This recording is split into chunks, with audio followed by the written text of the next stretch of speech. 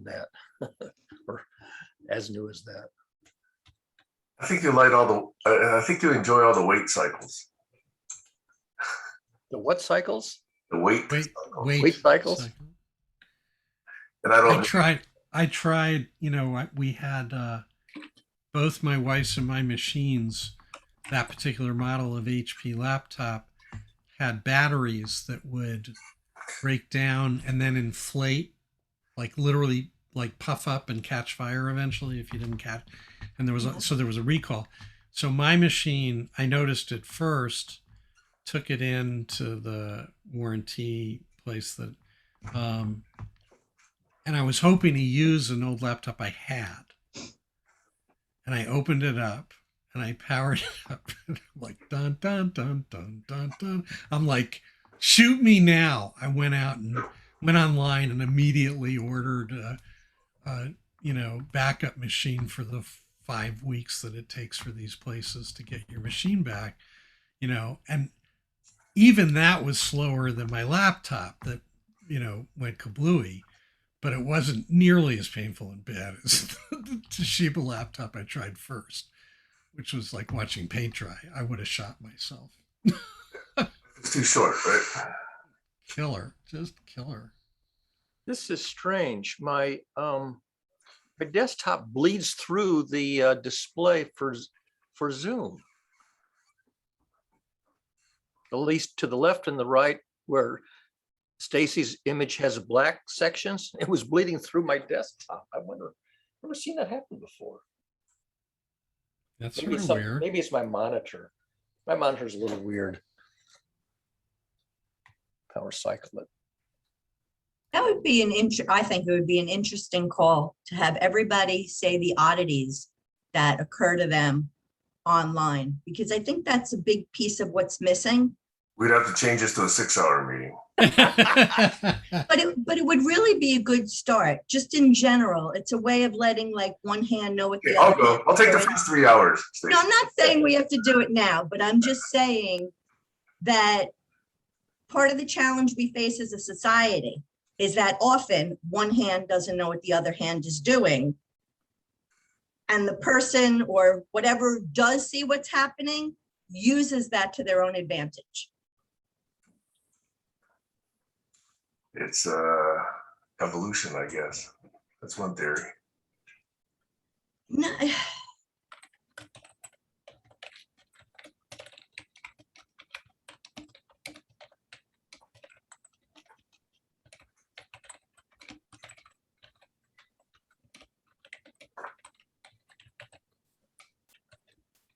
Sam, what's in your mind right now? Right now, I want to know what's in your My mind. mind is saying word click, word click, word click, because I'm looking at your face and I see word click, word click, word click, word click. That was me. That was me typing. No.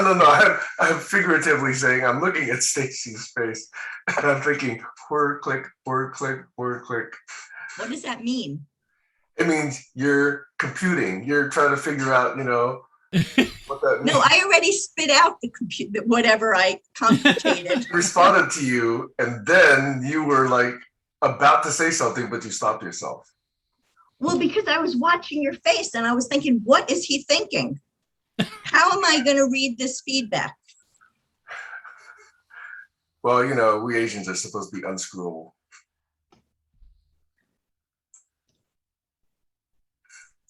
Yeah, I see you as more GCC than Asian. What did I ever do to you to deserve that? Huh? That's a compliment. I mean, no, it's not one.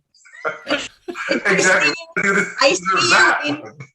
I see you in your entirety. Well, most of it. What you let me You see. always see me like neck up. I see your energy, and I know you hate that word, but that's what I interpret.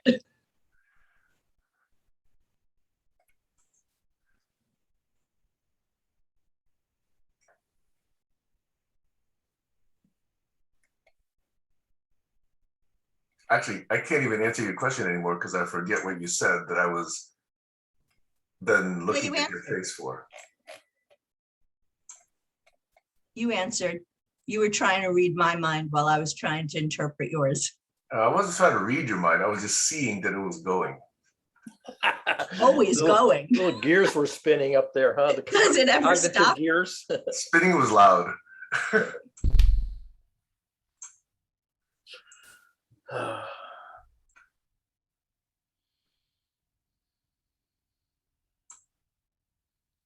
Colin, we gonna see you today? We didn't see Colin yesterday. As I recall, he never turned on his camera. And at the end, Sam, I think everybody either had their camera off or simply wasn't sitting in front of their monitor. I figured out after you guys left that the second part of the session went only for about 11 or so minutes. So I did trim it. I do believe the trimmed version is up on YouTube. Yeah, you went off to take a shower. Alex signed off. I had turned off my camera to attend to other stuff. Colin gave a fairly short rant, not as long as his normal rant, and I think that was the last thing that was said. Yeah, it's actually easy to trim. I just look for the end of audio and then I just trim from there. Uh-huh.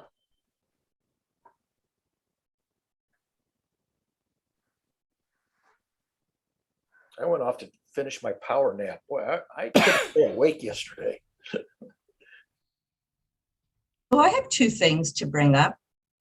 You could pick, one thing that's just on my mind when I think about filtering these conversations is that for me, I see two groups of people, and of course we each, are part of both groups, but I see a more human-centered approach and a more tech-centered approach. So when I go to Sam's calls, I'm not surprised when if it were to become more tech-centered, that wouldn't surprise me, and I'd be more willing to sit back and only give my feedback as a human trying to serve to keep the human perspective on the table. When I come to Sunday Unblocking, I take it to be a more human-centered approach. So that's why when things come up or conflicts come up, I think it's a good time to address them, because that is the human part of the contribution we're going to be making towards moving forward. So that was one school of thought that I've been thinking of. The other thing I've been thinking a lot about is power dynamics. So when I was a school teacher, when I played games with my kids, I always made it them against me. And I did that purposely because I wanted them to become unified. I wanted them to work together. And unfortunately, what's pretty clear is that people come together when there's a common enemy. And that enemy doesn't have to be people. It could be a problem, which I think, Doug, some of your work seems to be about switching it to the problem and away from the person. So those were two of my people-centered thoughts, and do what you will with them. Well, in response to the first one, that was the catalyst for unblocking. That in the frustration of finding it challenging, if not well-nigh impossible, for each individual to share their whatever they were bringing fully, without a challenge or a competitive conflict of somebody else wanting to share theirs, or all of the variations of the human dimension interceding to prevent sharing, assimilation, and progress going forward in doing, to create a space to dig into how the human being, has a very effective way of getting in the way of humans doing together, and to see whether we could do that part of it differently. And at least in terms of my current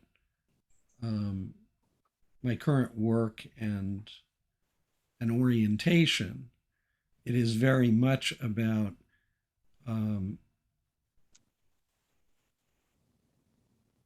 transforming what in the old paradigm is personalized to the person, transforming it into a gift from the individual to the collective, for the collective to respond to, in service to, healing it, balancing it, eliminating it from recurring. And so, very much the practice in an elemental frame, a person having a reaction to something emotionally that's disruptive or destructive is never about them, and it's never perceived as disruptive or destructive. It's perceived as a present moment need that has assumed a position of priority because of human beings first, then humans doing, and then things, and all the rest of it. You're very soft, Doug. Your softer speech is falling below audibility. My volume is low. Yeah. Well, you're speaking softly too. Let me see whether I can turn it up a little bit. Is that better? It was fine for me, by the way. It was good Okay. until the end. It was just your last few words Yeah. that. Okay. So yeah, so that's I'm complete. And I think it was Barry, and then Sam, and then Stacy. It was Sam, Barry, It Stacy. was Sam, So you know Barry, what? Okay. Zoom does that for you. Yeah. It lines up the panels. Oh, that's cool. I never connected Upper those left. dots. I knew it juggled things, but I never connected those dots on the participant panel. That's great. Thank you. That's technology, by the way. Sam, you're next. Okay, two thoughts. Stacy, this is not a disagreement, but I actually would like it to be a co-creation. And that is that the traditional dyad of human versus technology is what I'm really trying to coalesce together so that we see that it's an entire systemic thing. Okay. Too often we think, oh, this is a technology problem. Oh, too often that's a human systems problem. And we don't see the third, fourth, fifth order subtle effects. Like, we don't believe we're here talking about technology, but hey, in fact, we're using Zoom, we're on the internet, we're using clocks to synchronize, we're using a particular language. Those are all technologies. We just assume them. And yet they still introduce idiosyncrasies and protocols that we have to adhere to for this to make sense. So I think there's nuances there. And although it is possible to understand problems in each of those domains separately, I think the more interesting thing is what happens when they integrate and we start looking at those problems. And I don't think we're quite there yet, unfortunately. And I would like for us all to get there. So I think your assessment is correct at the moment, but I think it's hopefully something we can level up from. And I know that's, language that triggers people, okay? Okay, idea number two. Again, Doug, I find myself agreeing with you halfway, okay? And that is that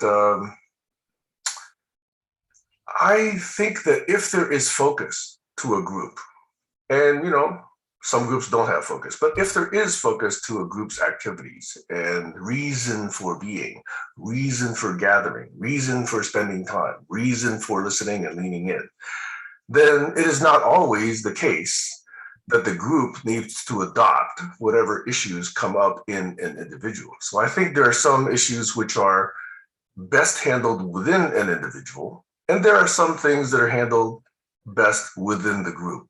And it takes some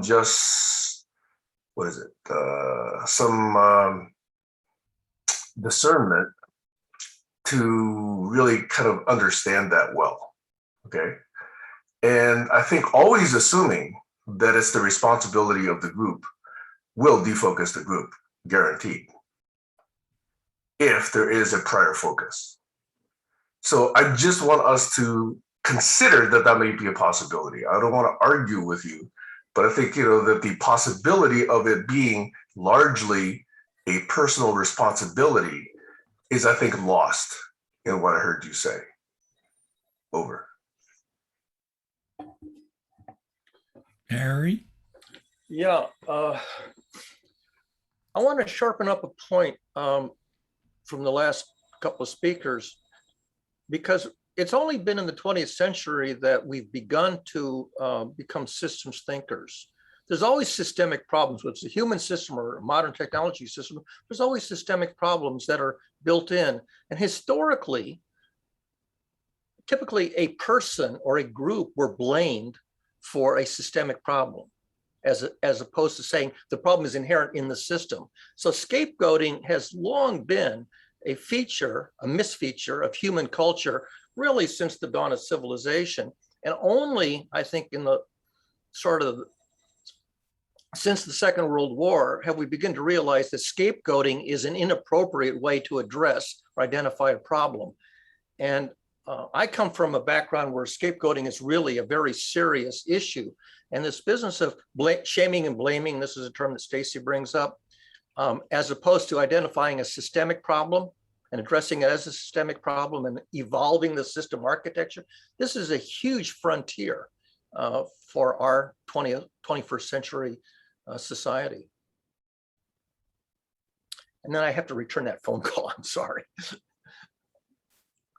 Stacy. So when I saw global challenges collaboration, I focused on the word collaboration. What I was interested in was why wasn't collaboration happening? And that's what tied in for me to smart people problems. And so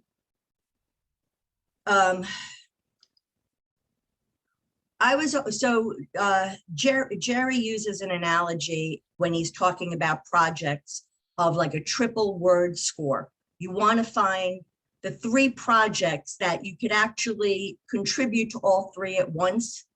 And that's like the most valuable. So when I came to this group, that's what I thought people were trying to do, which turned out not to be the case. So I was focused on either what the person's project was and where I saw similarities that maybe people could work together so that each of the idea holders could be feeding their personal projects. And again, it boils down to smart people problems, which I think has to do with, the human issues that we have and everything, Doug, that you talk about. As far as solving those, I think technology can help, but it cannot help if it's not blended with humans. And I believe Sam does get that. However, every single person has a blind spot. And I find that a lot of people that are heavy into technology, it's a different culture. So I know I'm kind of jumping to a few different points, but the people that are into technology that I associate with are people that are very human-centered to start with. And that, for me, is a filter. That makes it easier.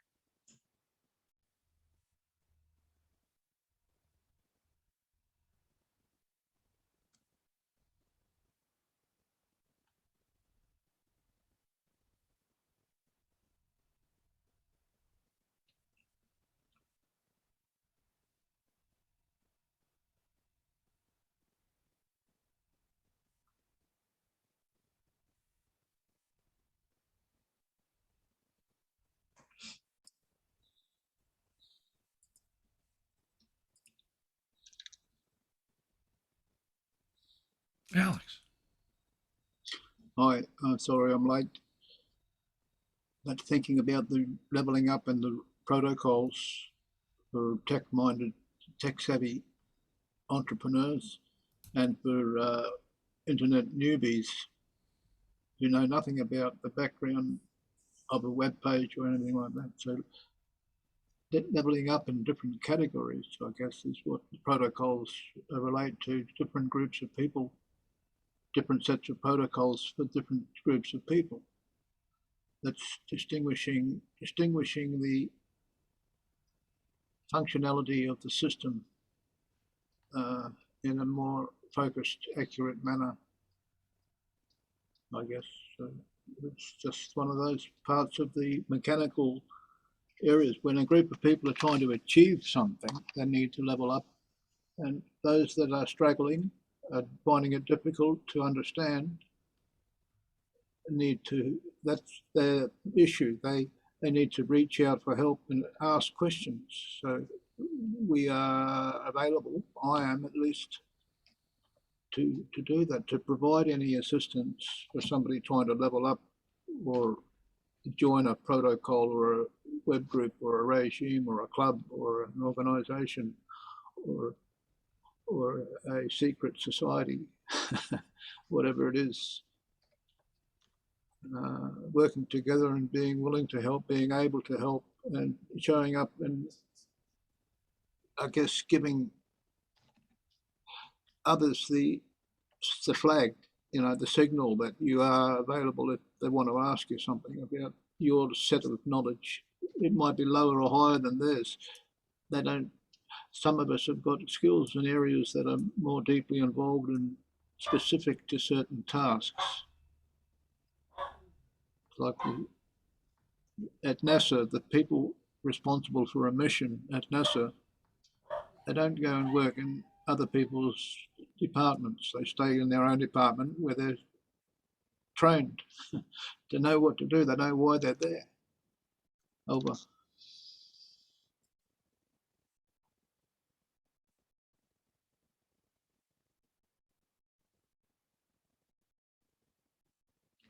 So there is no department where people's skills aren't important.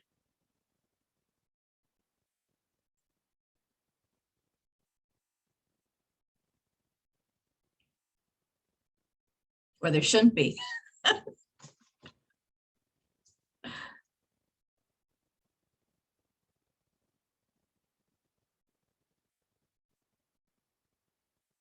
You're muted. I wouldn't frame it in terms of skills. There's no department where being isn't important.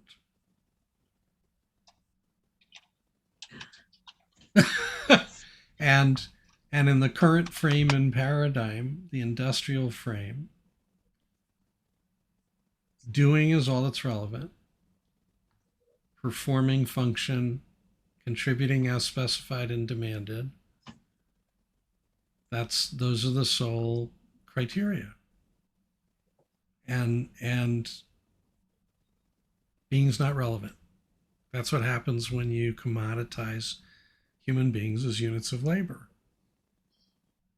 And it worked in the industrial model where the driver was develop, build out, grow, in response to needs. Well, that's not working anymore. That's heading us off an extinction cliff. Time to change up. So in the infinite array of possibilities of where and how to change up,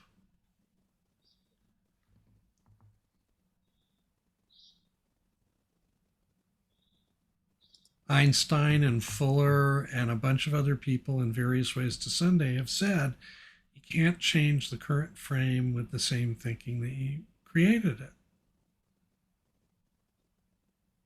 You have to change. The orientation is what for me, the change that's required universally underlying the concept of different thinking is you have to change your orientation to the task at hand, to the context, to the frame you're looking at. And if your answer is more construction of more models and more systems and more things and more tools and more technology and more, guess what? That's not a new orientation. That's playing the past forward. It's same old. It is not going to get us to a different scenario where we're not all dead. It just isn't. Does it mean when I say that I am judging or discounting or suggesting that all of those things get thrown out or eliminated or go poof and disappear? No, it's not a binary. I am not simplistic. I'm not black and white. I'm not coming from a judgment place. It's an and. So what is the orientational difference? What's the shift? What's the addition that holds promise for helping navigate the transformation that's needed, the change in course that's needed? And I believe that's in the soft stuff. It's in the remembering, reawakening to what a fully dimensioned human being experience is and is actually comprised of.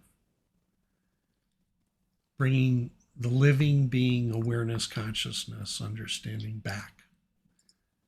And not as a either or to human beings working or doing together, but as an integrated experiential reorientation to co-creating together, which is the fact of what human beings are doing when they come together to do stuff.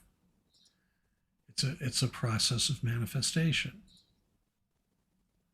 And there's a lot more going on in that that's invisible, that's tacit, that's energetic and emotional,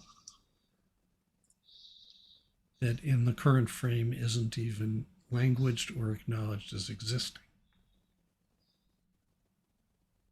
But that's where all the failure points come from. It's in those intangible, invisible spaces where the guy on the team who made a suggestion and lost 6 months before, on an unconscious emotional level, is the saboteur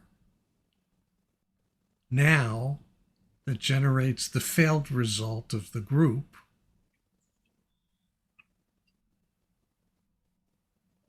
And nobody thought, like 6 months before, maybe if that had been resolved differently, maybe if that had been handled differently, that failure wouldn't have happened. Right? Like, and this is like in everything, everywhere. Every best laid plans of mice and men. We project our asses off. We construct these models. We construct these goals. We construct these specifications, these deadlines. We do all of this stuff, which is all a crock of shit because it's projecting in a future that doesn't exist yet. And 99.9% of those fail to be successfully met.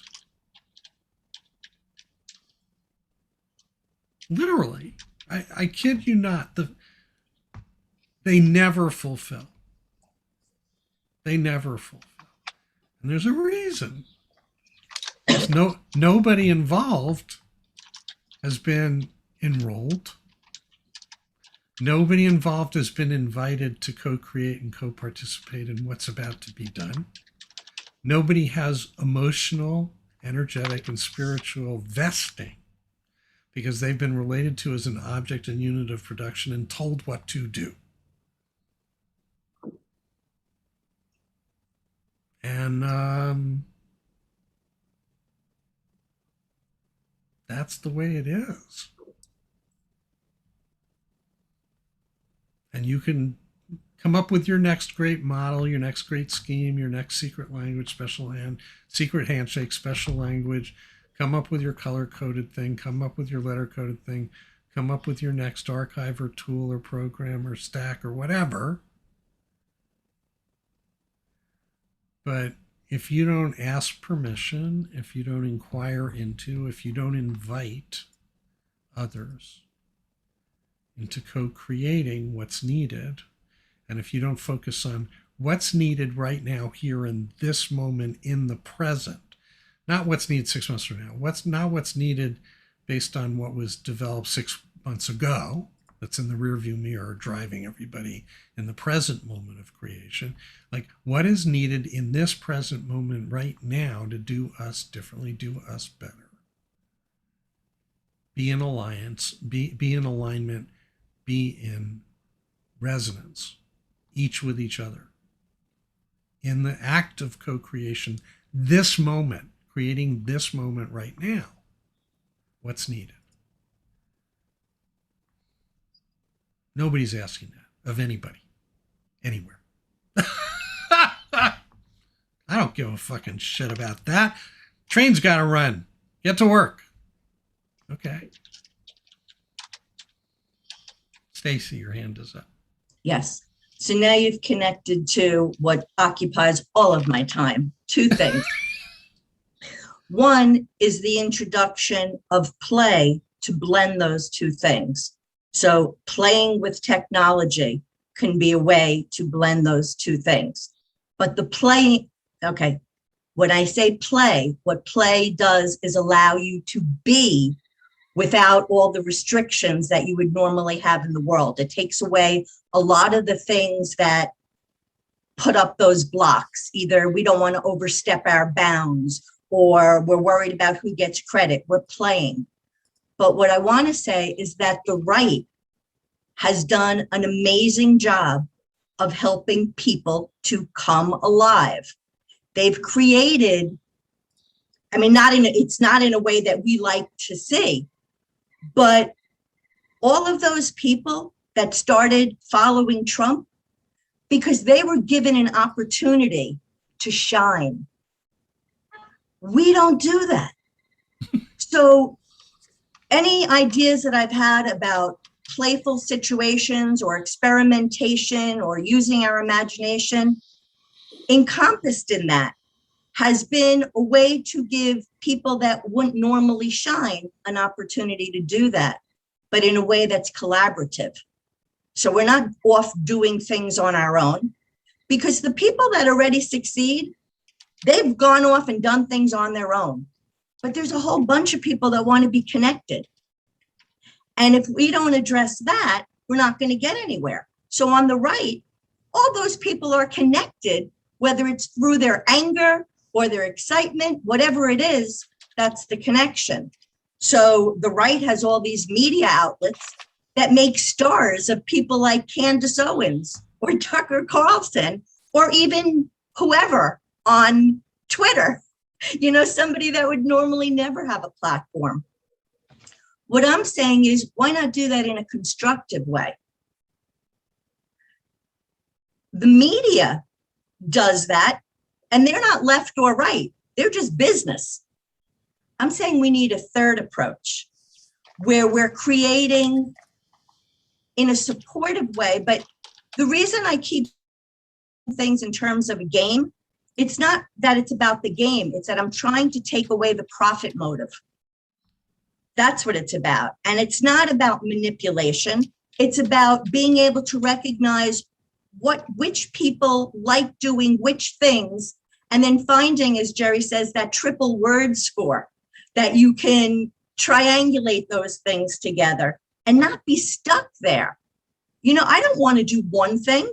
I want to go to Doug's house and serve one role, and Barry's and serve another role. Maybe come to my house, I'll give you tea and cookies. I want to do lots of things. I'm not just, there are some people that would rather just stay in a cubicle. Good, there's room for them too. But first we have to know who we are and know what we like. And that's why I'm like, a lot of the stuff that Doug, that you do, I'm very drawn to that, because I enjoy the process of discovering about myself, about other people, and doing that in a group. Because I think, doing things in a group is something that I enjoy doing. And that's not to say that I'm not capable of doing something on my own. I am, but I like people. I like being with people. I'm complete. Gary. Yeah, I forgot that I was muted when Doug was saying what was needed and suggesting in the list of items that are needed. The one that came to my mind is enormous patience is needed. Whenever I was diagnosing a dysfunctional system, whether it was something in the telephone network or a piece of technology or whatever it was, and I would spend months trying to figure out how to improve the system, the manager says, Barry, patience. You have a good idea, but it's not going to happen overnight, and you have to wait for people to get on board. And classically, it takes a generation and a half to upgrade from the old system to the new. Probably the most famous one is 40 years in the desert, right? It takes a generation and a half before, I think it was Max Planck who says, science advances one funeral at a time. Well, if you're going to change the system, you have to wait for the funeral of an entire generation and a half before the next generation can embrace the new paradigm. And, we only live for 70, 80 years. So, we're very impatient, and I'm as guilty as anybody. I've been warned, Barry, stop being so impatient. Wait for a couple of generations, and then maybe your good idea will come to fruition, but it ain't going to happen today after tomorrow.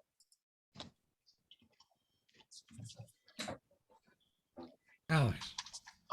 I said in the chat a quantum leap, and I'm using the word quantum ineffectually because it's a quantum leap is a very short, minuscule distance between two molecules in an atom, two parts of a molecule. An electron jumping from one atom to another, it's an absolutely tiny distance. So when you use the word quantum leap, you're not talking about something extraordinary or large. It's actually about as small as you can get. Actually, that's not right either, because you think when our concept of size changes with the size of the universe. It's like we think it's the tiniest distance, a quantum distance, but actually it could be only halfway there. There could be that much further again to go to get to another position that's even smaller by a factor of several magnitudes. So that's the mystery of the universe and the mystery of quantum mechanics and all that sort of jazz. But I'm getting away from this issue we're talking about, focusing on how people do, how we do the human race better. Okay, that's humans practicing survival skills. I mean, not just with the resources we have on the planet, but with the people we have available to help us achieve the goals we set. Goal setting is the big issue. Over.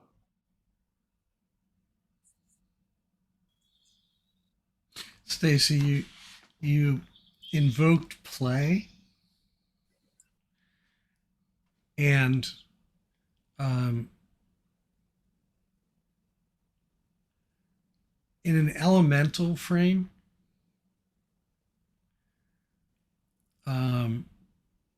lightness comes from air, is the quality energy of lightness. Joy actually comes from fire. It's actually rooted in fire. So on a qualities level, on an energetic qualities level, and the reason I find the elements so compelling is because they're as fundamental as you get, like everything's made out of them. And their qualities on an energetic level, it's about balance. So air being present for clarity and for lightness, because air is also communication.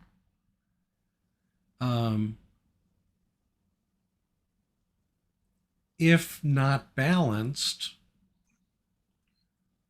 with water, becomes rigid, quantified, structured, locked in.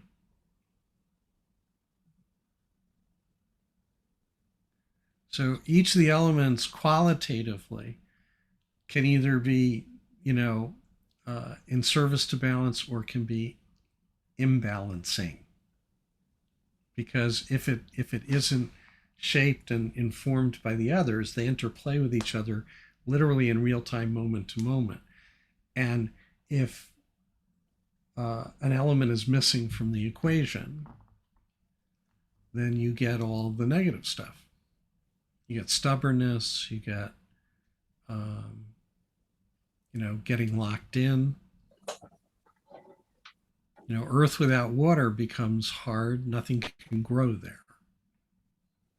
It requires water in order to nourish, and it requires fire in order to warm it up, to enable life to come, for things to grow, things to manifest.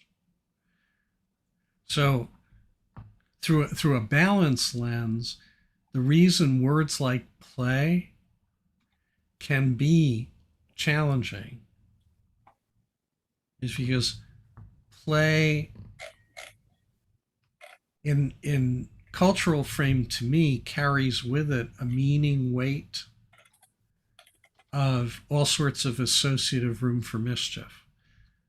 Play can invoke competition, battle, football, adversarial things. There's lots of play that doesn't involve winning and losing, but in our cultural paradigm, a big part of play is winning and losing. Play also can carry a judgment of superficiality. There are things of substance, but is play of substance?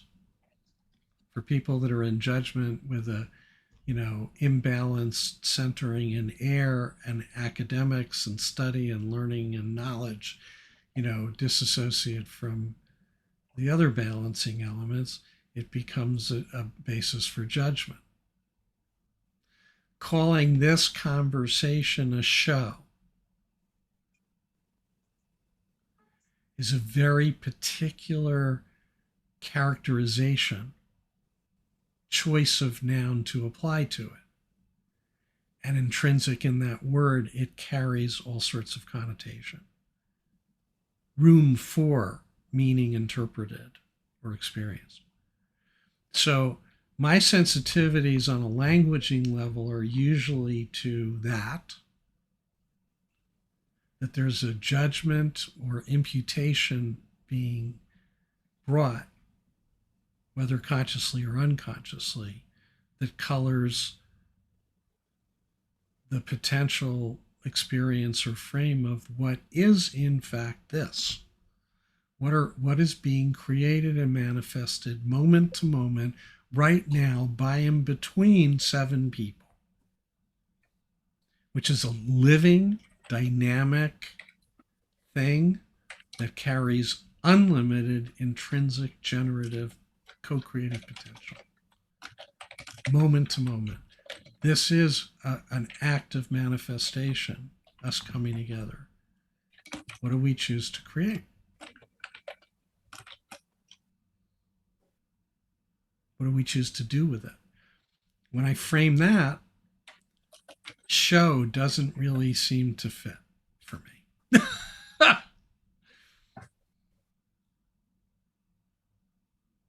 I think it's a bigger deal than that. Whether it successfully achieves its generative potential moment to moment or not is a separate question. Whether we made the most out of it or not. Whether we derived, the greatest amount of, whether we generated or experienced the greatest generative potential that it holds. Like, that's a sort of interesting, worthwhile question to ask. I lost track of who you were responding to in that last paragraph.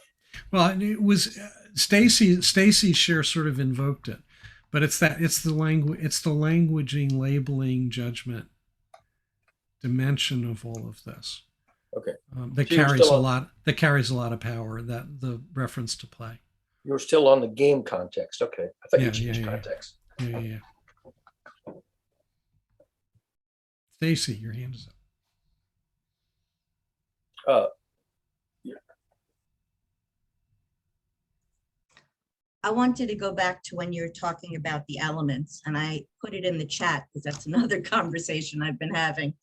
And the question was, it's not a question. Well, so when a lot of young girls, when they're at a party, what are the things we do? We dance.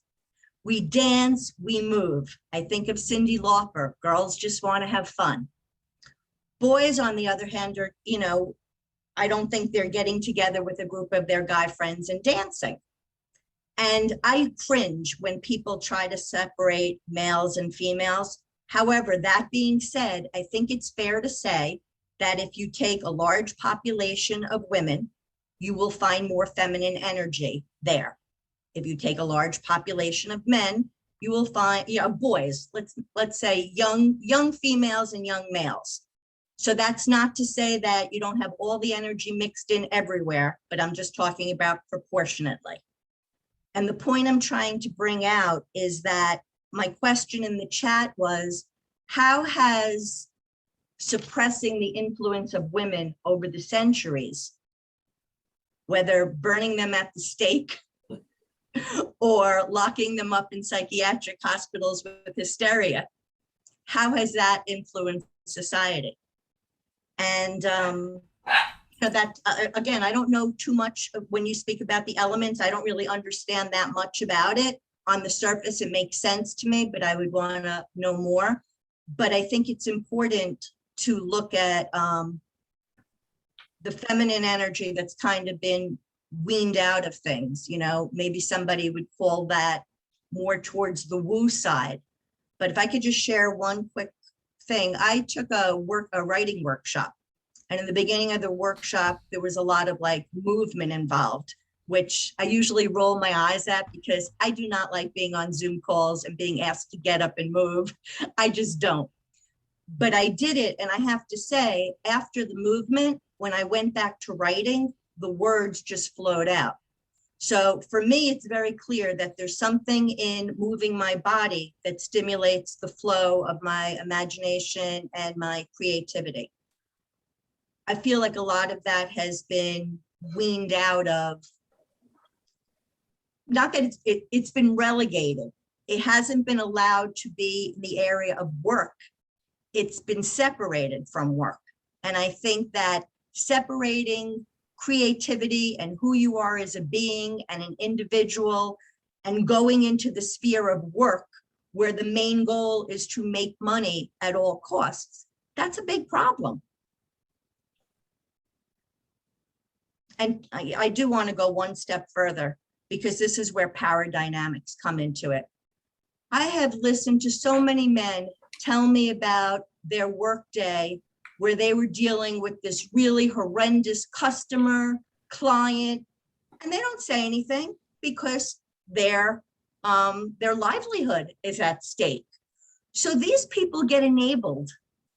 So we have a lot, and I'm not trying to attack men by any people in power in general.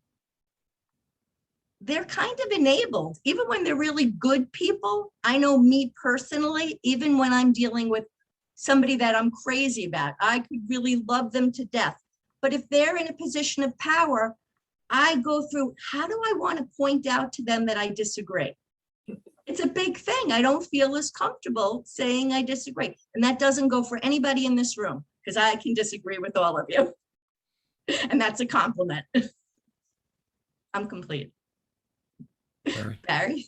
Yeah, I don't know if you saw the item I posted early this morning. Because my sleep schedule is so weird, I actually woke up before dawn this morning because I went to sleep so early. And so I was catching the tail end of the BBC overnight World Service program called Outlook. And they were reprising a fabulous story about the movie 9 to 5. Remember the movie 9 to 5? It Yes. turns out that's based on an actual movement that started in I think, New York City with an activist who took a job as a secretary and discovered all these powerful males who were treating the secretaries like shit.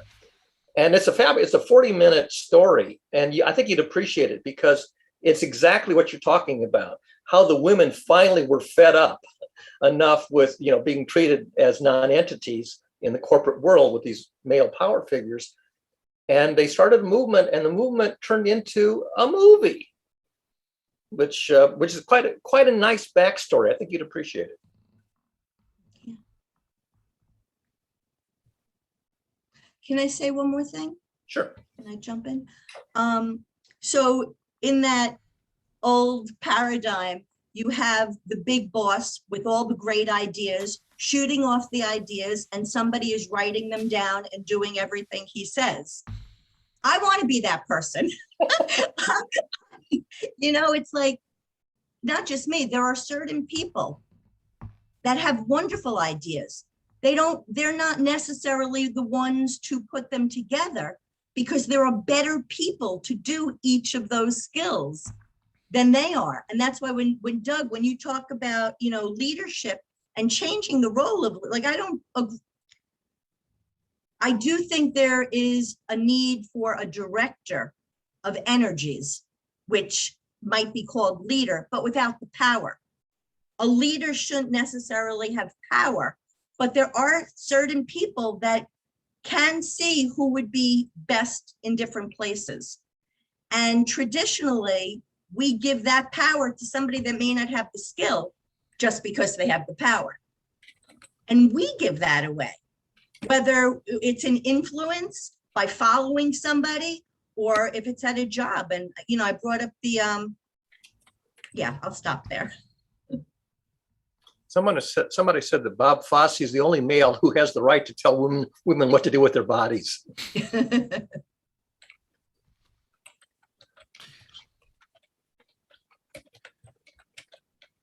If I take your share backwards, so my suggestion about leadership really not being needed is based on the fact that the only meme that leadership intrinsically carries is power, control, and authority over. There are all sorts of other words that map to other roles that reflect to skill sets in coordinating by and between, skill sets in helping people on an organizational level in a facilitative kind of way. There are all sorts of ways of describing contributions of value that do not intrinsically require or involve any power, control, authority over in order to be manifest and integratively part of co-creation. The only role that intrinsically carries the meaning and the intention of power, control, authority over is leadership. And you can gild that lily, you can put as much lipstick on that pig as you want. But that's the fact of it. And the suggestion of self-leadership. What the fuck? So I need to disaggregate me into the leader and the led. I can't just be me with my own agency, authority, dominion, and control over me, which I have. That doesn't involve leadership. It involves being fully in all dimensions that I have at hand to be. So leadership is a problem. On the patriarchy and the masculine and feminine, the divine masculine and the divine feminine, which are not about gender, they're about energy qualities. And they're also about sort of where they center elementally. So water is divine feminine. It's nurturance, it's life, it's bringing life. And earth is very much the divine masculine in terms of density of matter, in terms of manifesting and getting into the weeds and the nitty gritty and the details. But shifting into an orientation of quality in the way things are being related to, the way things are being brought into manifestation or contributed to, requires shifting into verb land and out of noun land, out of things. So I had a conversation this morning actually with a friend who her partner is one of the top motorcycle racers in Europe, and she shared how there were a group of them at the track, and there's a club that's forming, sort of a motorcycle racing club, and there were a couple of men that showed up for the weekend at the track, and how challenged she was at dealing with them being who they were, like just patriarchally entitled, and just they were assholes and not particularly aware or conscious. And she was, talking about this whole patriarchal, the guy walks in the room and literally every woman in the room reconfigures on an autonomic basis. Turns off this, turns off that, turns on this, shifts into a mode that's not voluntary, not conscious, not by intention. And that's like how many thousands of years of the patriarchy and imprinting and programming and just behavioral instantiation of the effect and impact of it being a patriarchal power, control, authority over dynamic between the genders. And for me, there are variations on the same theme on the male side. Males don't, in our current frame and culture, have a whole lot of choice and discretion about whether they become patriarchal or not growing up. In peer contexts, in cultural imprinting, in, the boys sitting around mirroring and aping and mimicking and imprinting what's, they see around them in the culture and what they experience, with fathers and all of that stuff. There's just as much of a legacy distortion and damage and impact to their human beingness in its own form. It's just in the actual manifest context, they come out on the top of that from a power, control, authority, and women come out the oppressed, the suppressed, and the losers on that deal. But the damage, if you take the judgment out, the damage is of equal magnitude on both fronts. Both fronts have been grossly distorted. Both populations have been hurt by the cultural frame and imprint that's imposed. So last night, on this beat, my brother-in-law shared and invited us, Cheryl and I, to go to a track, a local small racetrack, dirt track, in a small town in Southwest Michigan. And it was as homogeneous, a redneck, red hat,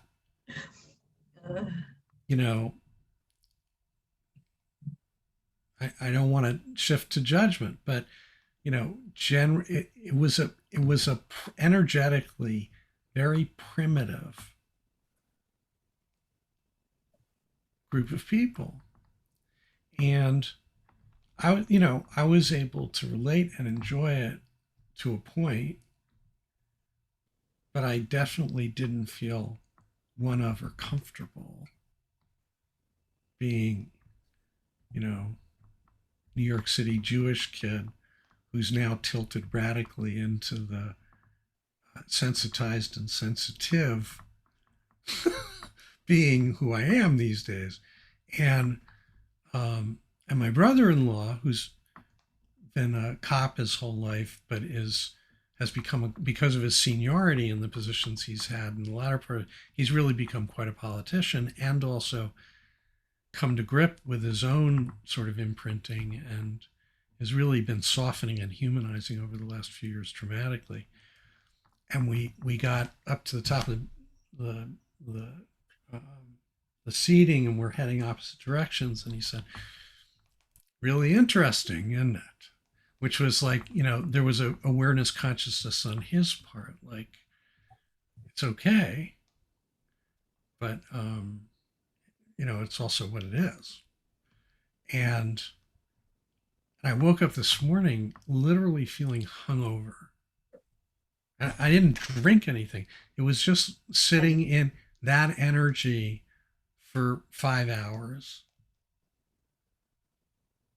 And it was sort of like I felt this morning, literally, I felt like over this morning. Now, the me 5-10 years You ago. muted yourself somehow. You're I not don't think muted so. on the Zoom thing, but we can't hear you. I heard him. Can you hear me now? And now you're frozen totally. So this is a There you are. Stacy. This is a Stacy. Stacy, I think that was your internet because Barry was able to hear. Oh, But okay. Sorry. the me 5-10 years ago wouldn't have had the sense awareness to feel any of that. Like it's a whole layer of consciousness awareness and experiential appreciation that didn't exist for Doug 10 years ago. I'm urging. Right? I'm waiting to hear from Joshua, who's been listening to the three of us for an hour almost. Yeah, I got up at 7:55 and I was about to click it and I went, let me wait 5 minutes. And then I woke up at 8:25 and went, oh shit. And then I was waiting for about 10 minutes to get in the room. But yeah, I don't really I'm just listening. Like I'm listening to Doug and I'm like, oh, Doug's growing. Oh, Stacy's wants to play. Oh, joy is fire. Okay, well, if joy is fire, then joy's also water and earth. And whatever someone gets joy out of, and different organs relate to different elements, and some organs are happy and some organs are sad at different moments in time. Sometimes your liver's happy because you didn't drink, but then it's sad because you're around a certain amount of people that have an energy that's making your liver angry because liver is where anger comes in. And I mean, the world's really dynamic. It's hard to really just put pinpoints on what it is. But I appreciate everyone coming here and saying what it is to them. And I don't think we know what it is for everybody, but we're learning. And I appreciate your story, Doug, because I've been in that situation where I don't feel good because the energy in the area I'm in doesn't resonate with the vibration that I'm at. But if I grab a couple Bud Lights and start talking shit, then I can hang out with those people. I hang out with those people all the time. I live up in the mountains in Redneck County, Republican California. That's where Bakersfield is. I don't know if anyone's ever been to Bakersfield, but I'm in the mountains up in Bakersfield. That's the energy. Don't tread on me are the flags that hang out over there. That's right on our driveway. There's a don't tread on me flag because our neighbors have a shared driveway with us and they put that flag up there, and it drives my mom nuts. I don't care. Like, in other words, like I just grew up in so many different places, from Jamaicans taking over our whole neighborhood in Cambridge, Massachusetts. Like, everyone was fresh off the boat from Jamaica in my school. I was the minority, and a lot of Puerto Ricans were there. And that's the neighborhood. That's what it was. And there was 4 white kids, and it was me, Chad, Adam, and Patrick. Those are the 4 white kids in the whole place. And of course, we gravitated towards each other because we got beat up on from the Puerto Ricans and the Jamaicans. And I had friends that were Jamaican that wouldn't beat up on me because I was friends with them in 1st grade and 2nd grade. And they knew, hey, Josh never did anything wrong with the Jamaicans. So the Jamaicans never beat up on me. The Puerto Ricans would try, but then I was backed by 4 white kids. And one of them was older. He was a freshman in high school. So we had protection. I don't know. Everything is so dynamic. And, and I relate to you, Doug, saying growing up in New York City, it's literally another country. I don't know if people understand that. And the even weirder part is different sections of New York are other countries within the country, because the Upper East Side is nothing like the West Side where you grew up, and the West Side is nothing like the Lower East Side. And right in the Lower East Side, you've got Chinatown surrounding the Italian neighborhood, and that little Mott Street and those couple streets is nothing like going over to the right, over to what is it called? The Canal Street. That's Chinatown. So there's no, I mean, you can walk one street over and you're literally in China. All the signs are Chinese, everyone's speaking Cantonese. You're in China. You walk another street over and you're in basically New Jersey, because there's no one lives there, but it's all the Italians from New Jersey that are hanging out on Mott Street, or from Long Island. And we all know that Long Island has its own different thing. And that's just one little tiny corridor of America.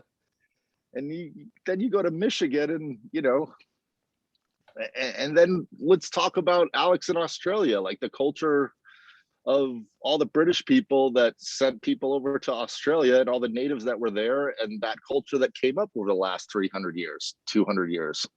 That's a whole different thing. And then you just go one little, hop over to New Zealand and it's a whole nother culture, completely different. I don't think there is one view of life. And I don't think, I heard you guys say like science is you're just waiting for people to die. And then there's generational. The other thing that gets me the most, and I'm just ranting at this moment, but I'm listening to you guys talk. And then I was just in a conversation with all these young kids yesterday going, well, that's kind of boomer of you. You're acting like a boomer and you're talking like a baby boomer. And then I'm hearing this conversation with people that are technically baby boomers. And they're like, hey, we don't want to act like baby boomers. We want to listen and be aware and not power over each other. But yet you're powering over the whole conversation, Doug, not powering over by talking about not powering over. And it's just hilarious. Like, and then the male privilege and, I'm a man and I don't want to be a man, but this and that. And and then Stacy's so honest. She's like, I want to be that guy in the freaking telling the secretary what to do with my ideas and, A lot of have them people heard. do. Yeah, I love that you're They honest just won't about it. say it. When I was younger, I thought I wanted to be that person where I sat in the chair and I told people what to do. And then I got into that position. I went, this sucks. It really sucks, because then there's no one to check you, which also sucks. And you're powering over everyone. You go home at night thinking, you know what? Nobody actually likes me. They just do what I say because I'm in power. And you start to get insecure and you start to think, you know what? I'm really not that powerful, because if you take away the money and the position, am I a dick? Like, you start asking yourself that question. I mean, it's a real question. Like, am I really a good person, or am I just being listened to because I am in position of power? And you second guess yourself. And so I guess what I'm trying to say is there is no one view on life. I hope, Doug, when you say it's a fact, this is the way it is, you remember that that's for you and that's for the paradigm that you're framing.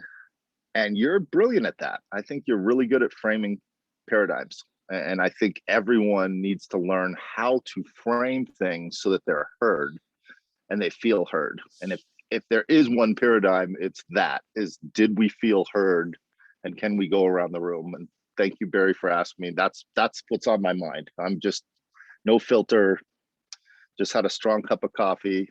That's where I'm coming from. Thank you. Welcome, Tyra. Long time no see. Alex, and then Stacy, and then Tyra. If you want to check in, it'd be great to hear your voice. I had an experience when I was sobering up not long after I quit drinking. And it was the experience of going out to a place where everyone was drinking, like Doug at the track, I guess.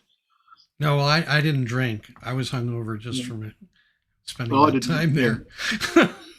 But this is what happened. When I was there, I wasn't drinking. I'd just given up drinking. And I was attracted back to this venue because of the band. I wanted to hear the music. But it occurred to me that alcohol was flowing readily in all these people, and they were dancing and boisterous, and occasionally a fight would break out. And it occurred to me that this function of the brain, when alcohol crosses the blood-brain barrier, it switches the mode. Your brain switches into survival mode because it detects this toxic substance, inflammable alcohol coming in to disrupt the party. And when it switches into survival mode, it starts shutting down unnecessary functions so that it can concentrate your brain resources on breathing and heartbeat. That's where the focus goes. And the areas where the focus is taken from, the resources are taken from these higher function areas of the brain that are not really needed for survival. These just happen to be the areas that process higher thought patterns. So the people drinking in that venue had their higher thought patterns shut down. And the ones who were drinking more, they were shutting down more. And they were the ones who were starting to get into fights. It's like that pattern I'd seen so many times before, and it just rang crystal clear like a bell in my head. The higher thought patterns are not available if the brain's in survival mode. In other words, there are toxins present. The toxins penetrated the blood-brain barrier. And when I'm in a group like this, people who are not indulging in alcohol, they're all sober. Well, hopefully they're all sober. The possibility of leveling up to higher thought patterns is possible. And that's what I like to see. That's what it's attracting me to the group, to be able to communicate on a higher level that's possibly going to develop, or is possibly going to improve the way we cohabitate, the way we coexist with skills, not only with our own personal interpersonal skills, but the group skills, leadership skills, or mentor skills, or woman mentor skills, to be non-sexist. Over. Stacey? Yeah, I don't know if Josh could hear, because I kind of wanted to respond to him. But I just wanted to say that when I'm thinking about leadership, I'm not thinking about it in terms of power as a pyramid. So I'm not thinking about it in the way it is now, where leadership is at the top. When I'm thinking about leadership, I'm seeing a bunch of gears, and I'm seeing each gear is functioning on its own. And when I'm looking at leadership, I'm looking at more of a monitor that goes around the perimeter to have an overview of what gears might be misfiring. So it's a whole different, the power dynamics are not there in the way that I think Joshua assumes that my concept of leadership relates to, because it doesn't. And then to Alex's point, I really understand what he's saying about, the higher level thinking and the drinking. And I look at it in terms of, there are people that walk around with a lot of shells on them for whatever reason. And some of them indulge in different, drugs or alcohol to kind of ease the pain of those shells. For me, at this point in my life, I prefer to stay around people with less shells, because I know if I'm going to get smacked, it's going to be so hard. And I just don't want to be around people that have really been desensitized. It's, why are you so surprised, Barry? I'm just reacting to, I'm resonating with what you're saying. Oh, so I was having a conversation with my girlfriend, and we were talking about people that we went to high school with, like how were we ever friends with these people, and how would we deal with being in a room with them? And I said to her, take somebody like Matt Gaetz. If you're a really shallow person, he's probably really fun to hang out with because he doesn't care about insulting people. He has no respect for people. And if you're shallow, you can enjoy that. But if there's, like I said to her, I said, but if you think about it, if you had two separate parties now, one with all those people and one with like the people we're still with, where are people going to have more fun? And they're going to have more fun with us because you might have the one Matt Gates, but the rest are a bunch of angry, cranky people. And who wants to party with angry, cranky people? So with that, I'm complete. Kind of went off on some tangents, but. That baby is Tyra? growing fast. I know. Really fast. I love your hair, Tyra. It looks I'm beautiful. gonna say, look at her, look at Tyra's punham. She looks so pleased to look at the baby. Well, I was hoping to FaceTime with Cusella this morning, but she said the baby was freaking out and the baby looks pretty content right now. Look at her. I got it. That's because she got her burps out. She was freaking Oh, out. that's She's like, I need my burps. Someone burp me.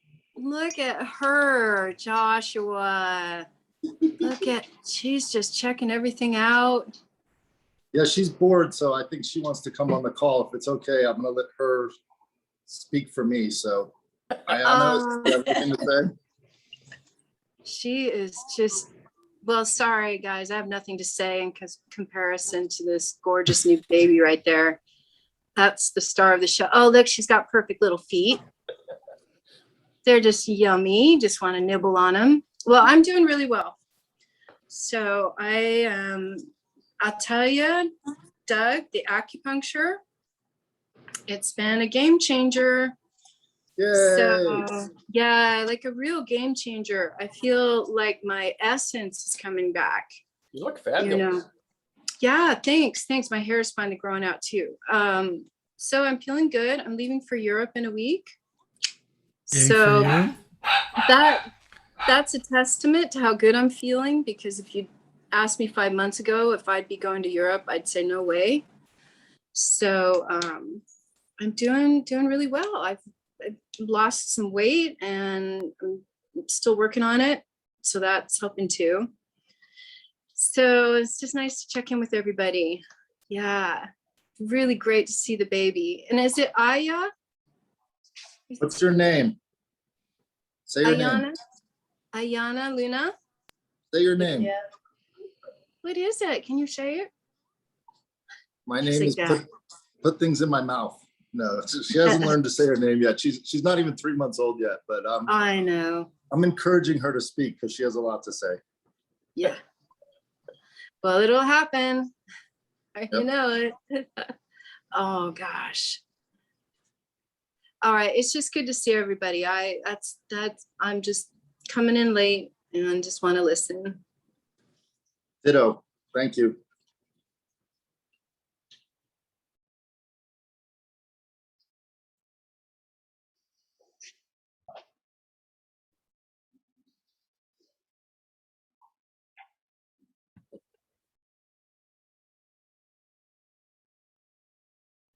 Yeah, sorry for hijacking the call, Doug. But Tyra, we were talking yesterday about FaceTiming with the baby, and then Cusella was talking to Tyra earlier. So I just figured, since we're all here, just to say hi. So I didn't mean to hijack the call as much as I'm distracting this little one with your faces, if that's okay. See, that's problem. Barry. See, that's Barry, that one right there. And that's Doug. And that's Stacy. See the beautiful lady with the red hair? That's Stacy. And see the guy with the beard? That's Sam. And see that here, look, see the dress right there? Look. That's Tyra. Look at those eyes. And then Alex has little sheep. That's what we count when we go to sleep. All right, she saw everybody, I think. Let me see. And Colin's not here, but see that little thing right there? Usually that's Colin, and he's got all sorts of awesome setup on his computer. That's Colin. Are you there with us, Colin? I don't know if he's there. Okay. All right, I think she saw everybody. All right, now go to sleep. That was fabulous. What cameo appearance. Adam the dog. Oh.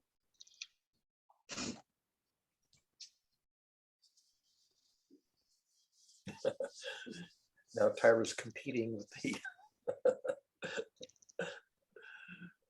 with the loved one. I think my dog could just tell I was paying attention to something else. And so she had to be sure to get up here and remind me Territory. that she's my baby.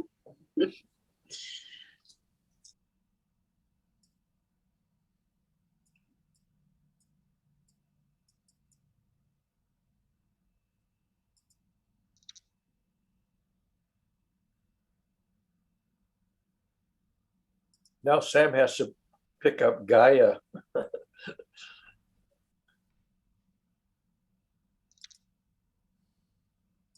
Well, my baby's sleeping, so I'm not gonna make him come over here. Have we ever seen Marley on camera? I don't recall. I don't think so.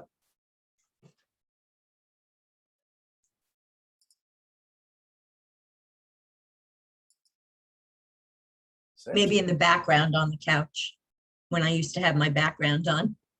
Sam, do you have the iris closed on your camera?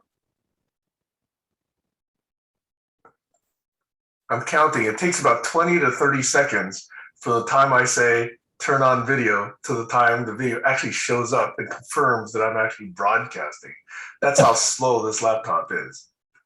That's Do why that by I'm almost voice? never on this laptop. What? Sam, do you do that by voice command? No, Or you're I'm just clicking? pushing the stop video, turn on video buttons in Zoom. Oh, And no, on because you my said on my say. nuts, it's instantaneous. But on this old Dell laptop, it takes 20 to 30 seconds. Wow. Yeah. You know, I used to run a company, and I used to provide each engineer with their own machine. This is way back in the 80s. This is when machines actually cost some real money. And there was a project that actually had extremely unique machines. And each machine cost about $200,000. And we have 3 of them. Mm. And then, you know, when a replacement machine got to be like $100,000, we were all just overjoyed. And then when it came out to be $50,000, we were again happy, you know, so gone are those days. But when you're paying people what you're paying, you know, what does it matter whether you give them a $1,000 laptop or a $2,000 laptop? You know, it's just these bean counters. I don't understand the way they think. Quantitatively, they think quantitatively. Anyway, sorry Not- to derail you guys. I know you guys are on some other topic. Not really. We were talking about productivity, I think. Really?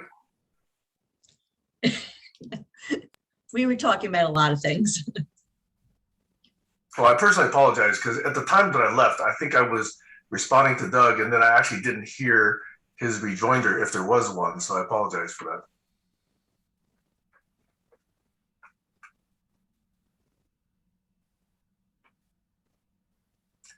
And the babies are wonderful. I just love skin on skin, just hearing babies breathe right next to your ear and the sleeping and just enjoying the heartbeat to heartbeat, you know, feel. That's the biggest reason to even think about wanting babies again. Of course, there are many others that prevent that, but you know, that's the one big one.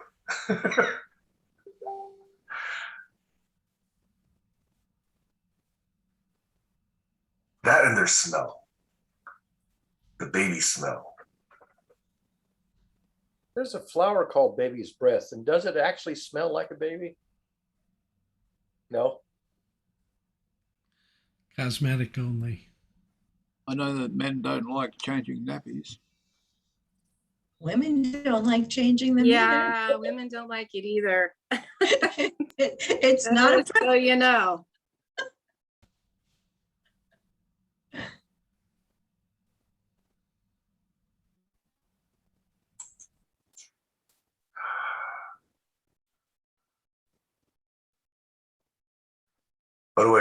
since there's a lull here, I just saw that Kayla's at Disneyland again today.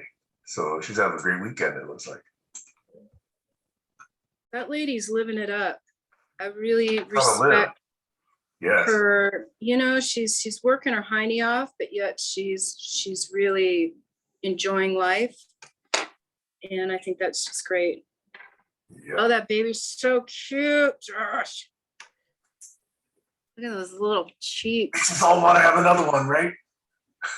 I was telling Christella yesterday that I found early motherhood to be so lonely and so hard.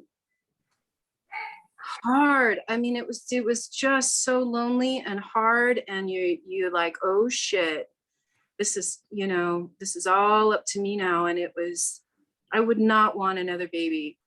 A grandchild, yes, bring it on.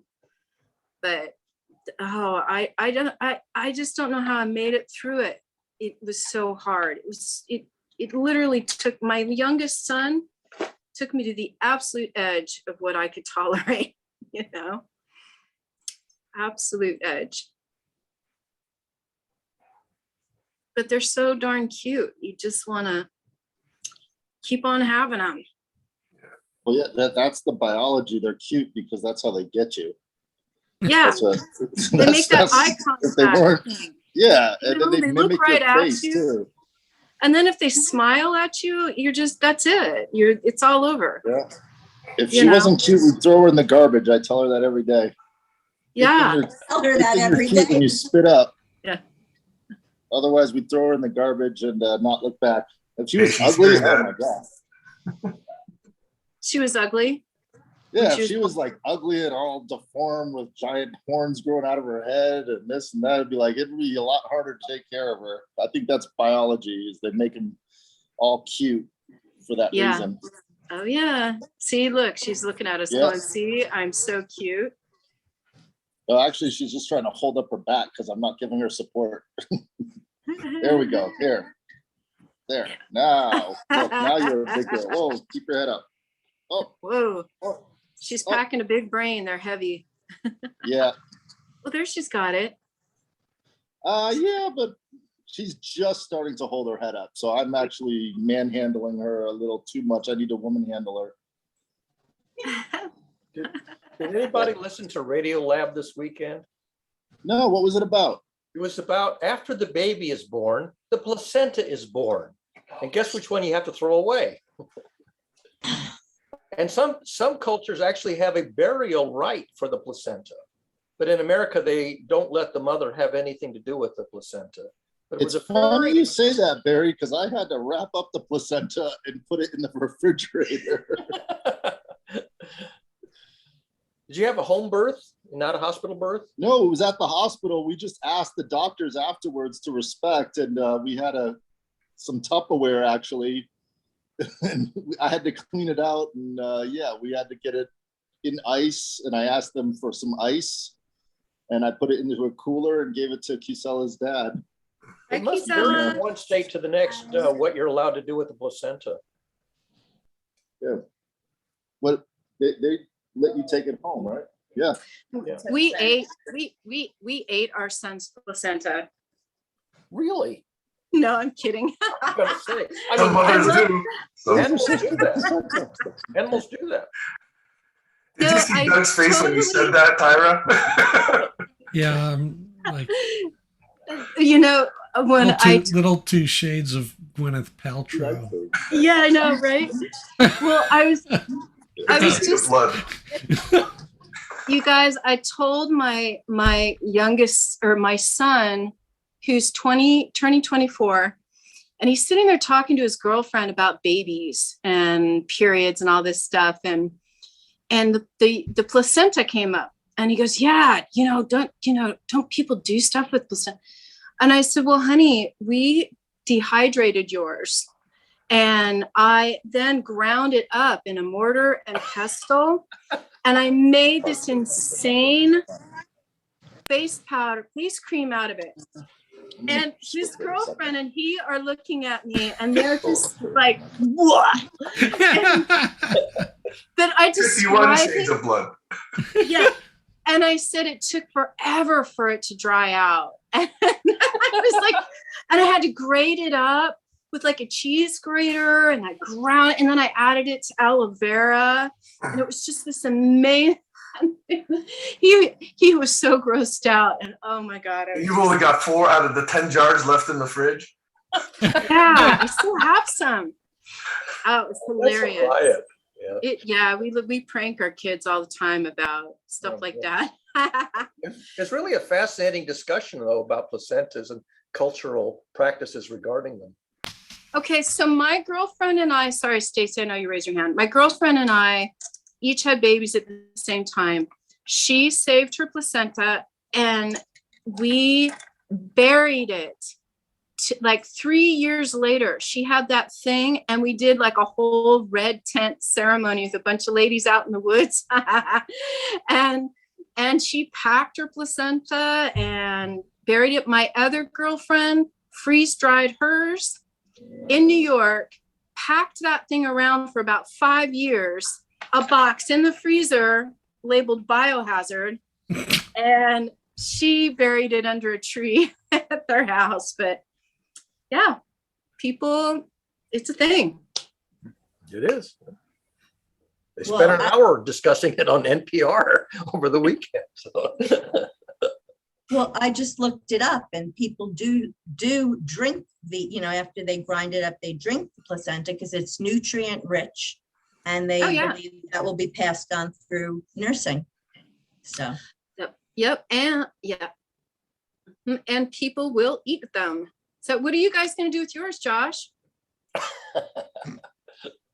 Giselle was just discussing it right now as she was listening to all the things that you did. She's like, "Oh, we could bury it up at the land, at the property." Yeah. But I think she wanted to process it for nutrition. That was I think that's what she said. That's what she's going to do, is have it processed and then use it for like capsules for the nutrition. Nice. Right? Yeah. Supposedly it tastes like liver or beef. It sure looks like liver and beef. Yeah, I imagine We can put it in a bibimbap. We can just sort of. You can make a smoothie. Yeah. Placenta smoothie. Yum. Gotta caramelize the onions. So are you guys in the mountains? Where are you, Josh? Yeah, we're up in Pine Mountain, which is the Los Padres National Forest.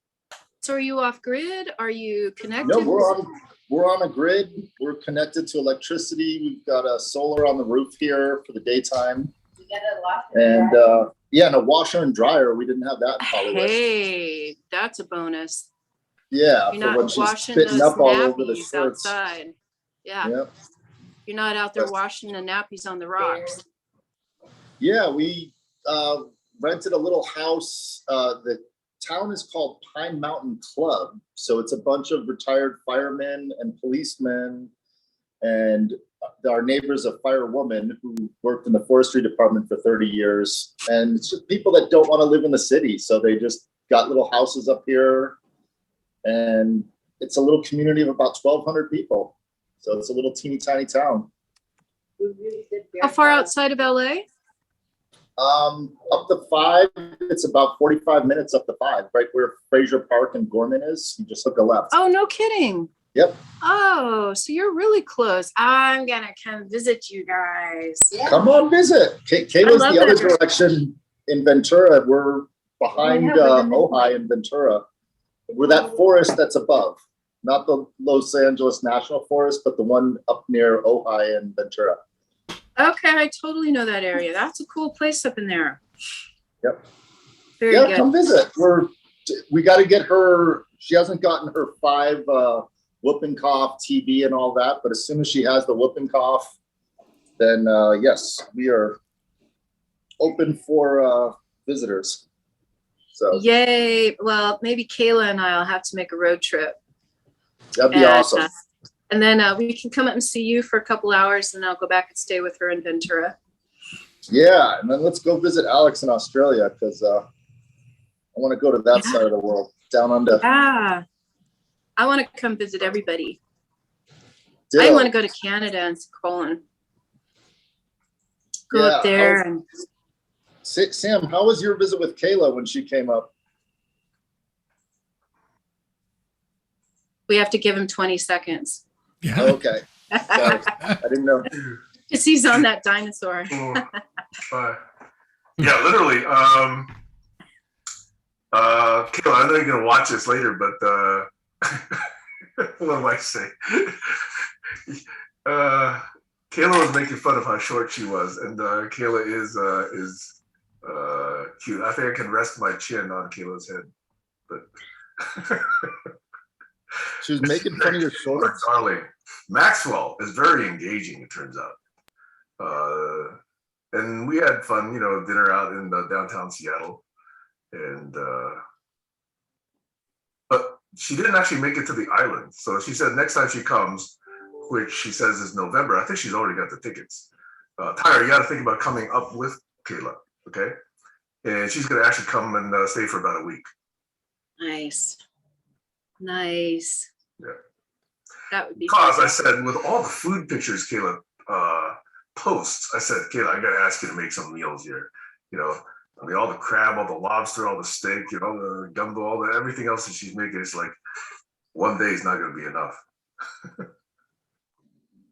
Yeah, Kayla's itty bitty, huh? She's shorter than I am, and I'm pretty darn short. And Maxwell's a doll. I totally love that kid. He's a really cool kid. I saw the. Well, my friends, I'm gonna hop off. I've got to take this little dog for a walk, and it's just good to see all you guys. Great. Oh, look, she's falling asleep. Oh, I think she knows all you guys because she's just like, oh, I know these people. Like I've she's been very listening. comfortable looking at everybody. yeah, look at her. She's just about to fall asleep. Oh, golly. Okay, it's great to see all your faces. I'm Yeah, going sorry for to- hijacking the Sunday thing. Thank you, Tyra, for coming on because she's about to go to sleep, so we would have missed her. So thank you. Okay, I hate to leave while she's falling asleep like that. That's so darling. All right, much love, everybody. Take good care. Bye. Much love. Bye. Bye.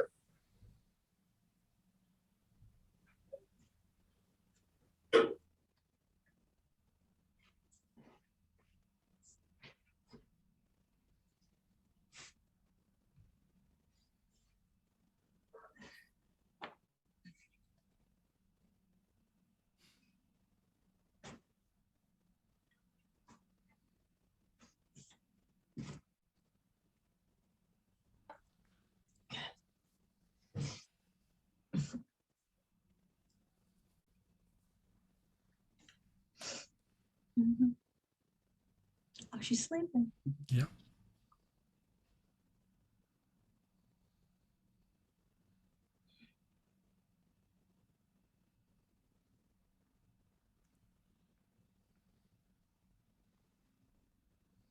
I'll admit that sometimes when I can't fall asleep, I turn on a recording of one of our calls and it puts me right out. So maybe that's what we've been working toward generating all these years. That's how we're helping the planet. Okay. Yeah. We are. Getting Non-narcotic Or sleep. soporific for sleep. The Sominex show. Yeah. Well, it's a nice energy.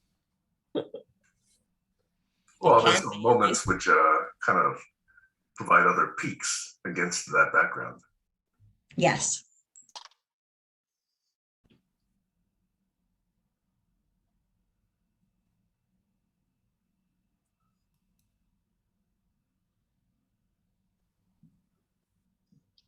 When I came on the session, somebody was talking about, I think Sam was talking about leveling up, which prompted me to make a note. And the note says leveling up those who will offer time and attention, and those who don't know what or how or where or why. So it's one of those issues, perennial issues of disseminating information and logging people in so that they're in the loop. Communication skills and contact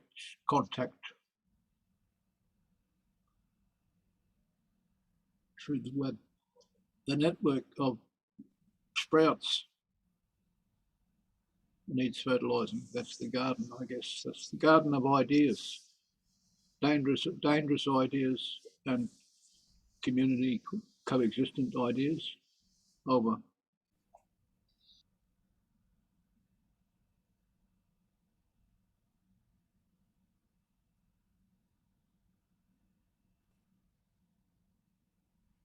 I'm curious, Colin, are you there? And how are you? Before we wrap, we're getting toward the end of our time. He did unmute, but he didn't say anything.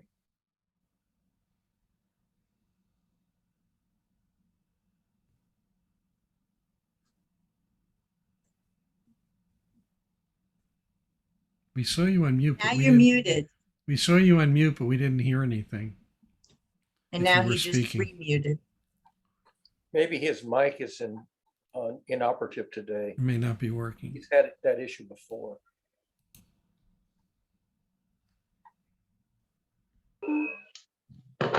Oh, How about that? yeah. Yes, we can hear you. Okay, I had you guys on the external speaker, one of those little bad technology things. Yeah, no, I said just listening today, and I found it very interesting. I do have some questions, but I thought that I'd just let it roll. And I'm sure other people here who think like me probably have the same questions, so I don't need to bring it up anyway. Why don't you bring it up and see if anybody has the same question? Yeah, well, it has to do with this earth fire stuff business, but you know, I think Josh put it well when he said that each have their own way to and should develop a way to narrate their understanding to other people best they can. So if Doug wants to use air, fire, and water, that's his choice. If I can't follow it, I definitely can follow the intention, which is, the model isn't actually maybe modeling anything here. So, but it is a squishy model. So I have questions about squishy models, but in the context of today, just let the conversation roll. Well, why not ask a question? I think we'd like just ask one question, because I think that's how isn't that steel manning something? Yeah, but I'm trying to try a different approach, let the conversation roll. And then if I really have a question after that and it really matters, then I can put some time into it. Otherwise, why bother?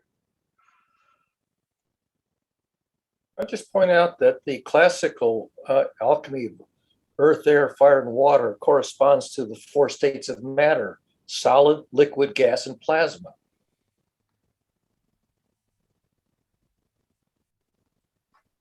Which is a great place to put a foundation for a story. Yep. Same idea, just different vocabulary. Yeah, well, it's good if you can have something people can relate to and envision, and fundamental things or axioms. If we don't disagree on the terminology, it's the damn terminology, that damn terminology. Well, I've got a point to make about fire because water is a mineral, a liquid mineral, but fire is a reaction. Fire is a combustion, action, reaction. It's not a thing by itself. It's an act of something changing, process. So when you put fire in there with air, water, and earth, doesn't fit somehow. Over. Here's an interesting experiment. Candle in front of a wall and shine a light at the candle, and you'll see that the flame casts a shadow.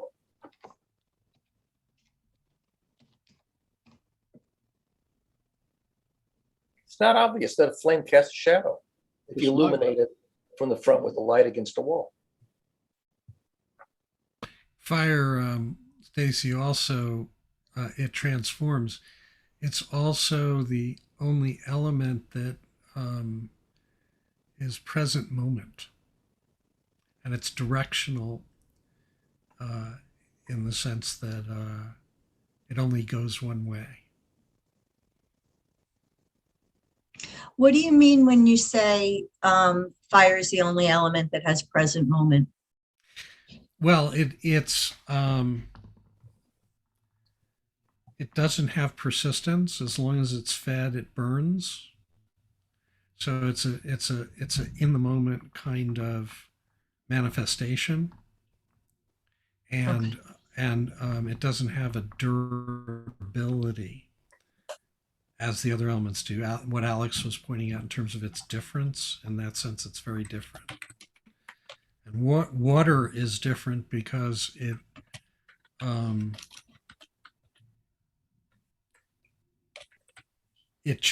can change effectively, change its manifestation. It can be a solid, it can be a liquid. So would it be fair gas. in terms of language, would it be fair to say fire is reactive as opposed to like the others really aren't well,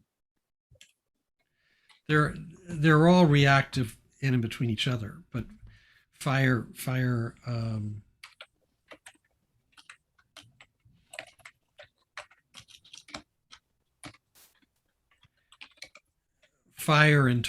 energetically, fire is the source. No fire, no life. The warming up of stuff is really central to all birthings, all coming into being. Yeah, Josh. I think Colin, were you trying to say something, Colin? I heard your voice. Go ahead. Yeah. No, I was just mentioning to Stacy that, and I'm not one to speak because I use a phoenix as a avatar, which is rebirth, becoming out of fire. But I'm thinking that it's sort of like this analogy or this squishy model Doug has, which has been used for a long time, these elements. You can make your own story. It's almost like interpreting the Bible. And it kind of reminds me of the alphabet code where, you're just trying to put positivity into realizing the roots of things. There's nothing wrong with that. But so you make your own story. I don't know. That's actually what my question. Yeah, that's why I raised my hand, Colin, because my question was, where are you studying, Doug, in terms of the elements? Because there's so many, meaning the Bible, at least the Old Testament, is a reinterpretation or reprint of the Torah, which is an older book before that. And when we're making models, we're pulling from different stories that we heard before in order to frame our reality. So that was my question to you, Doug, is which lineage or modality are you studying in terms of the elements? I was just curious, like whether it be ancient from, Chinese, Tibetan. The Tibetan. Okay. Yeah. So going back from ancient China all the way to Tibet, as opposed to say like the Hindus and the Vata, Pitta, Kapha, the Indus Valley kind of.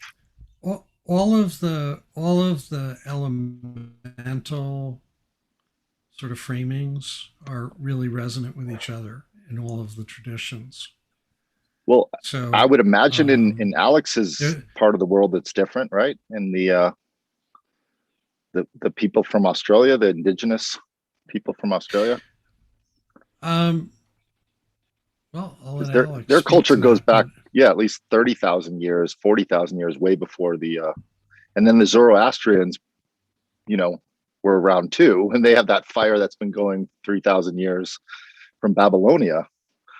So that's why I'm curious. I'm just asking because there's a lot of traditions in Africa that are very different too. It's less attached to tradition as dogma than it is as on a substantive. The reason for all of those traditions reflecting that frame is because reality is comprised of the elements. It sort of reflects what is. So I'm not attached to a particular tradition or dogma as much as to the sort of purest living energy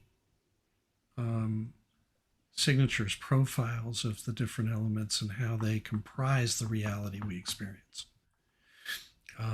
And Tina's guru did her PhD on the five elements in terms of how it's manifested in all of these traditions and around the world and all of that. So she was very much dialed in. She has a science background before she became a yogi and a guru, and she so she was very much trying to get to sort of the fundaments of the elements You said on, five. on an energetic level. You said five elements. What's the fifth one? Space. Vacuum. Well, Sometimes not it's called ether. yeah, but it's But, space is the source where sort of the raw the raw potential and possibility of all from source to source is present.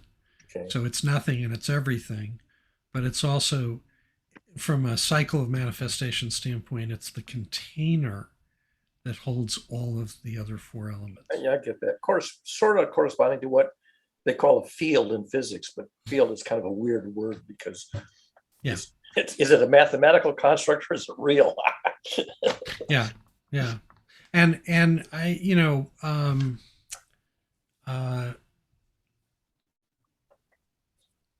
in terms of human co-creation, and wrinkles and ripples, since this is unblocking, wrinkles and ripples in attempts at humans co-creating, the universal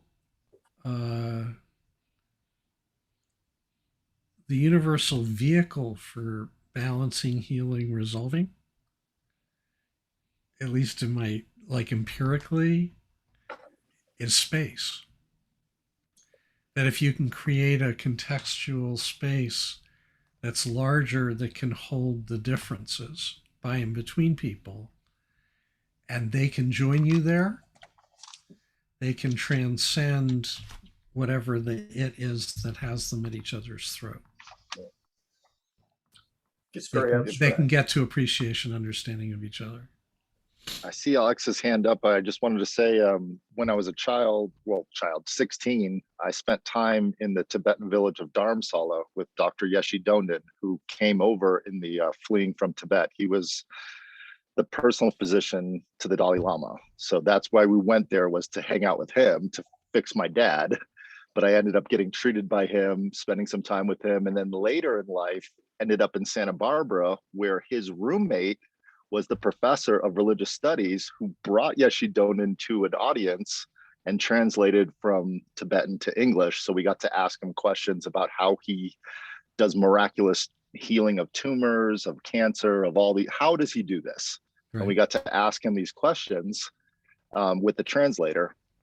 And it's really interesting, not just how they learn, but how they integrate it into their spirit with reciting the entire manifest of the whole doctrine of Chinese medicine over and over again, the words that the medicine Buddha wrote of all of the different parts of the body, so that they don't just know it in one way, they know it integrated in their being by saying those words.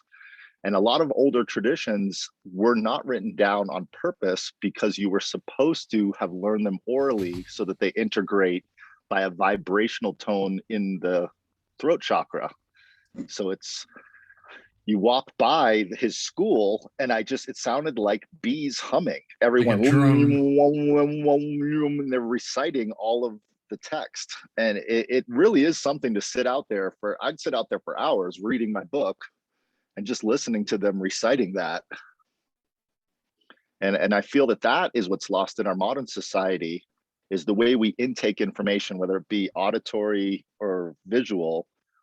We forget the integration, and that's why in most schools they make you rewrite the stuff that's on the board so you can integrate that through your being back into the pencil, back onto the, and that's what I think is missing, is that integration of information on multiple levels of, like, I was talking with Barry the other day, just experimenting and actually recreating those experiments, not just learning it by reading it in a book that it's real, but by actually observing and discovering it again for yourself, like taking a prism, shining light through it, and then taking little temperature of each breakout of the light to see the heat that is separated from light going through a prism. Like, if you haven't done that yet, you're missing out on some fun, man. Like Stacy's talking about fun. That is so much fun to watch light form a little purple, a little red, a little blue, a little green, and then measuring the actual temperature of that light. I mean, you talk about the electromagnetic spectrum, it goes in one ear, out the other. But when you experience it, it's awesome. Like, that's the way I look at the world, is if you haven't discovered the beauty of the things that you read in those books or that people told you, you haven't integrated it into your soul. Thus, you know it on one level, you overstand it, but you don't understand it, if that makes sense. So I just wanted to say, anytime, Doug, you want to go deep on the 5 elements, I started when I was 8 years old studying ancient Japanese ninjutsu practices of the 5 elements and integrating it into sword practices and knife practices.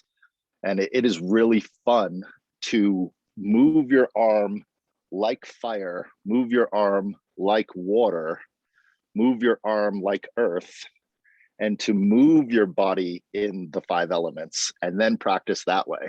With it, you don't have to fight anyone, but it's a kata, it's a movement, and it integrates into the muscle. So you feel it. It's dope. Alex, you're going to close us out. Might check We're at out. time. Okay, Bill, just wanted to mention a puzzling aspect of space that I thought about a lot, and that is the vacuum, the concept of a vacuum, because a true vacuum or absolute vacuum doesn't exist, not in our universe anyway.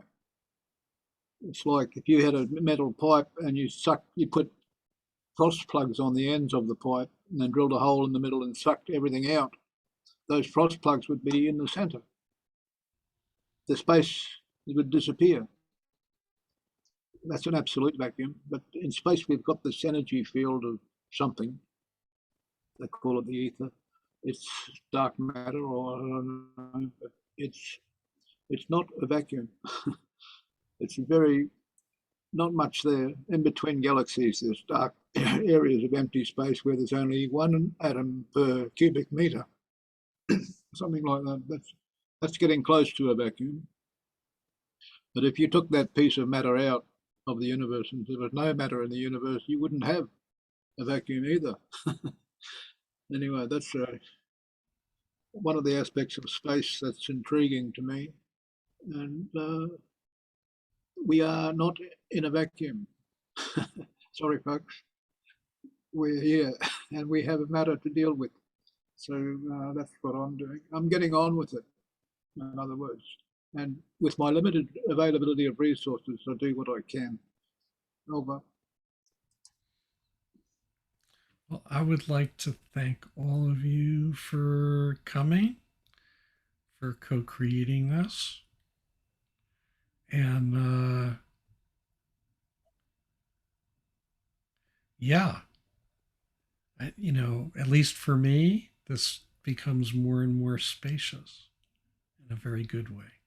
And so I'm tickled pink.